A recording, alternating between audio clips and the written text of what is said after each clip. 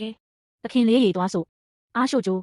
နေယူနေလားငါ့ကိုအောက်ချပေးဟာဟာသခင်လေးခုနကတရှိန်ထိုးပြေးရတာလမ်းသွားတယ်မလားဟင်တကယ်တော့ရှင်ကတော်တော်လေးတီးခံနိုင်တာပဲဟင်းဒါဘလောက်အနေများလဲနင်သိလားလူမိသားစုကဒီနားတစ်ဝိုက်မှာဩဇာရှိတာငါကတော့ဘသူ့ကိုမှမကြောက်ဘူးသူတို့လိုလူတွေကိုငါတကယ်ကြည့်မရလို့ရှင်ကိုအထင်သေးဖို့သူတို့ကိုဘသူကအခွင့်အရေးပေးလို့လဲဒါပေမဲ့သခင်လေး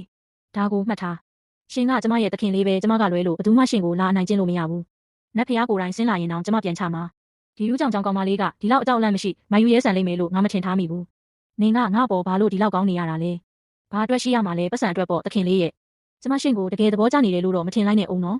်ဟာဟာသွားဆိုရှို့ကျိုးသခင်လေးရှေ့ရဲ့မျိုးပြကတငယ်ချင်းတူတွေကတကယ်စိတ်ပြတ်ဖို့ကောင်းတာမျက်နှာနှမျိုးနဲ့မာနကြီးတဲ့လူတွေကြီးပဲလာကျမတို့တောရွာကလူတွေရှုံ့ပွက်ထဲမှာဘောလုံးဘလိုကန်လဲပြမယ်နင်ဘာလုပ်နေတာလဲငါမသွားဘူးငါ့ကိုစံအိမ်ပြန်ပို့ပေးမြဲမြဲကင်ထားနော်ပြန်တန်းပြီဟဲ့သူယူနေပြီဒီမိမကတော့တကယ်ယူနေပြီဒီနေ့ဒီစုပ်ပြတ်တက်နေတဲ့ဝီချဲပေါ်မှာငါတည်တော့မှာပဲလို့ချိန်ပြောရဲတယ်တကယ်အားနာပါတယ်အကိုတို့အမတို့ရေကျမပြန်လာပြီအိုးရှောင်ကျိုးပါလားနင်နောက်ဆုံးတော့ပြန်လာပြီပေါ့ဝါဒီတခင်လေးကတော်တော်ချောတာပဲပကြီးကားတွေကထွက်လာတဲ့အတိုင်းပဲငါ့ကိုမထိနဲ့ဖယ်ကြစမ်းဟေးဘာလုပ်နေကြတာလဲသူက S မျိုးကတခင်လေးပဲသူကအဆက်သေးတက်လို့လက်ဖယ်ကြမျိုးပြလူတွေကသူ့ကိုအဖက်မလုပ်လို့ဘယ်သူမှလည်းအတူမကစားပေးလို့ကျမဒီနေ့ခေါ်လာခဲ့တာမျိုးပြလူတွေကဘာလို့ဒီလောက်မာနထောင်သွားနေရတာလဲဟုတ်ပတ်ဒါကြောင့်ဒီနေ့တော့ဒီမတန်ဆွမ်းသခင်လေးကိုကျမတို့တောရွာရဲ့အိဝတ်ကြေပုံမှုကိုပြသလိုက်ကြစို့ရှို့ကျိုးပါဇက်ပိတ်ထားဟာသခင်လေးဒီနေ့တော့ရှင်တစ်ခါလောက်ဘယင်လှုပ်လိုက်စမ်းပါဒီမျိုးပြကောင်လေးကိုတကယ်ကဘာကြီးအကြောင်းပေးသိလိုက်စို့ဟဲသခင်လေးဘယ်လိုလဲကျမတို့ရဲ့ရှုံ့ပွက်ဘောလုံးပွဲကရှင်ရဲ့မျိုးပြကအထာကြကစားနည်းတွေထက်ပိုပြောစရာကောင်းနေမလားလှလိုက်တာအကိုကြီးဒါကအကိုကြီးအတွက်မျိုးပြထက်တော့ပိုတာပါတယ်သခင်လေးရှင်သဘောကျတယ်ဆိုမှတော့ရှင်လဲတစ်ခုလောက်ပန်းစင်ကြည့်ပါလားရှို့ကျိုးနေမလို့ရဲစေနဲ့ငါကယောက်ျားပီသားတဲ့လူပဲအဲ့ဒီလိုမျိုးကြီးကိုဘယ်လိုလုပ်ပန်ရမှာလဲ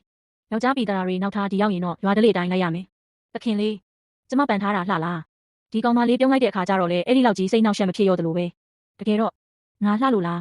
နင်ဘာပြောလိုက်တာလဲသခင်လေးရှင်ကပန်းရောက်တဲ့ကောင်မလေးနဲ့တူတယ်လို့ပြောတာစိုးလိုက်တာဟာဝင်းစင်တင်ဖြစ်ပြီသခင်လေးကစားဖို့ပြင်ဆင်ထားတော့နေဦးဘာလို့မလို့လဲငါ့ကိုအောက်ချပေးသခင်လေးဒီနေ့တော့ရှင်ကကျမတို့ရဲ့တူးရဲသောခံတက်ကြီးပဲဘယ်သူမှဖြစ်မကြုံနိုင်တဲ့ကိုသမားပေါ့ဒီမျိုးရဲ့အချမ်းသာဆုံးသခင်လေးရဲ့ယုံကြည်မှုကိုသူတို့ကိုပြလိုက်သူတို့လန့်သေးသွားအောင်လို့ရှို့ကျိုးတနေ့ကျရင်ငါနင့်ကိုတတ်မှာသွားပြီအဲ့ဒီဘောလုံးကတန်လွန်းနေငါမဖမ်းနိုင်ဘူးအိုးဘာလို့ငါခြေတော့ကငါစကားနားမထောင်ရတာလဲသခင်လေးကအံ့ဩဖို့ကောင်းတာပဲတကယ်ကိုကာကွယ်လိုက်နိုင်တာအဲ့ဒီခံစစ်ကကြောက်ဆောင်လို့ခိုင်ပါတယ်ဟာဒါကဘာဘောလုံးကစားနေမလို့လဲဟုတ်တယ်အဲ့ဒါပဲအားလုံးပဲသခင်လေးရဲ့ဝီချဲကိုကာကွယ်ကြမချစ်မိစေနဲ့ဒါကဈေးကြီးပြီးနိုင်ငံသားကနေတွင်းထားရတာသွားပြီငါတကယ်ပဲအတုံးမကြတာပဲဘောလုံးတစ်လုံးတောင်မတားနိုင်ဘူးသခင်လေးရှင်ဘောလုံးကိုပေးလိုက်တဲ့ပုံစံကတကယ်ကိုအားပါတာပဲတောင်ကြီးတစ်လုံးလိုတည်ငြိမ်နေတာကွက်တီပဲရှင်ကဂုံတိတ်ခါရှိရှုံးနေခဲ့တာအဲ့ဒါကဗျူဟာမြောက်စုတ်ခွာမှုပဲအဲ့ဒီတရုတ်ဆောင်မှုကတော်တော်လေးအတူအယောင်ဆန်တာပဲဟာသခင်လေးဒါကကျမတို့တောရွာဘောလုံးပွဲရဲ့အမြင့်ဆုံးဂုံထူးဆောင်ရွှေဖလားပဲရှင်ကဒီနေ့ရဲ့အကောင်းဆုံးကစားသမားပဲကျေးဇူးပဲဟာငါသိသားပဲသခင်လေးကူကငါလက်ခုပ်ထဲကနေမယုံထွက်နိုင်သေးဘူးဆိုတာအခုတော့သခင်ကြီးနဲ့သခင်မကြီးစီကဆုလက်ကငါအတွက်ဖြစ်ပြီနောက်ခါလဲကျမတို့နဲ့ဘောလုံးလာကစားအောင်နော်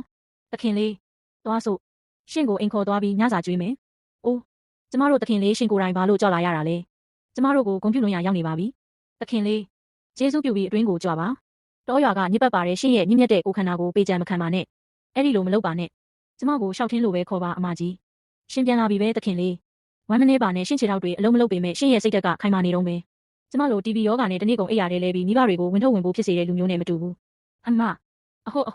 ်ရှောင်းခေါ့အဲ့ဒီလိုမပြောပါနဲ့ဘလောက်ပဲပေးရနဲ့အတွက်ခွင်းလင်ဆေးလုံးတွေကိုငါမဖြစ်အောင်ဝယ်ပေးမှာပါအဲ့ဒါတန်ဖိုးရှိမှာပါယူထားလိုက်ပါဆေးဝယ်ဖို့ကပိုအရေးကြီးတယ်ဟင်မရပါဘူးကျမဒီပတ်စံကိုမယူနိုင်ပါဘူးဒါကနင့်အမကငါ့ကိုစိတ်ပြေလက်ပြောက်အပြင်ခေါ်သွားပေးလို့ရလာတယ်လို့အားကပဲသူရတင်ရထိုက်ပါတယ်ရှို့ကျိုးယူထားလိုက်သခင်လေးရှင်ကတကယ်တော့အဲ့ဒီလောက်ကြီးစိတ်ပြတ်ဖို့မကောင်းပါလားဟင်ဒီလိုအလိုလိုက်ခံထားရတဲ့သခင်လေးကဒီလောက်ရရောလိမ့်မယ်လို့ဘယ်သူသိမှာလဲကြည့်ရတာနောက်ဆိုသူ့အပေါ်ပိုကောင်းဆက်ဆံရတော့မယ်ထင်တယ်သူကငါ့ရဲ့ရေရှည်ထမင်းကျွေးမဲ့လူပဲ